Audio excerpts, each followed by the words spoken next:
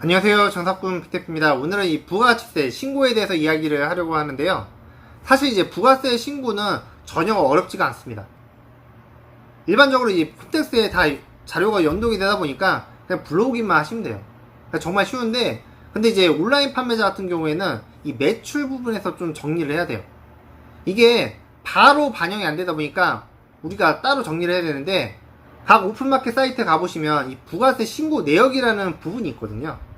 거기 보시면 이제 현금영수증, 신용카드, 기타 부분 이 세 항목에 있는 거를 취합하셔가지고 그걸 이제 홈택스에서 기입만 하시면 끝납니다.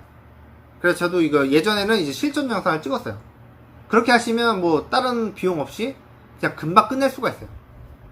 근데 현재 저는 이렇게 직접 신고를 안 하고 머니핀을 통해서 하고 있어요. 사실 이제 매출액이 적으신 분들은 뭐 전혀 상관이 없는데, 만약에 내가 이제 작년에 시작을 했는데 이제 올해 매출이 좀 많이 늘었어요. 이런 경우에는 이 장부 관리가 필수입니다. 그래서 저도 현재 머니핀을 쓰는 거예요. 처음 같은 경우에는 첫 해에는 사실 우리가 이제 이 수입에 대한 정보가 없다 보니까 이 종합소득세 유형 대상자에서 뭐 보통 F, G 이런 대상자예요. 세금을 거의 안 내요. 진짜 뭐 특별한 거 아닌 이상은. 근데 이제 올해부터 매출이 좀 꾸준하게 늘었어요. 그런 경우에는 이게 이제 D 유형으로 바뀌게 돼요. 그건 장부관리 대상자가 되는 거죠. 그 경우에는 이제 정리를 안 하시면 세금 많이 내겠죠.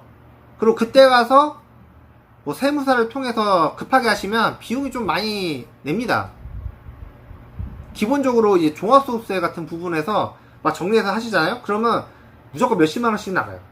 평소에는 뭐 기장관리 뭐 이런 것까지 들어가게 되는데, 기장관리도 매달 내는 게 10만 원은 기본 나가다 보니까 돈이 아깝잖아요. 온라인 판매 같은 거 특별하게 정리하는 게 없는데, 그래서 제가 이 머니핀을 추천하는 겁니다. 머니핀 같은 경우에는 일단 기본적으로 장부 정리는 무료예요. 요거 이제 부가세 신고할 때, 그 자료 가지고 신고할 때 비용이 들어가는데, 이 비용도 사실 몇만 원 밖에 안 돼요. 큰 비용이 아니라 이거죠. 그래서 저는 이거를 편하게 쓰고 있습니다. 그 머니핀 같은 경우에는 이게 이제 일단 온라인 판매자를 위해서 좀 메뉴들이 있어요. 기본적으로는 스마트스토어는 연동이 되어 있다 보니까 스마트스토어를 한번 연결해 놓으시면 따로 정리할 게 없습니다. 그 외 사이트 같은 경우에는 이 부가세 신고 전에 이게 이제 매출 항목 입력란이 있어요.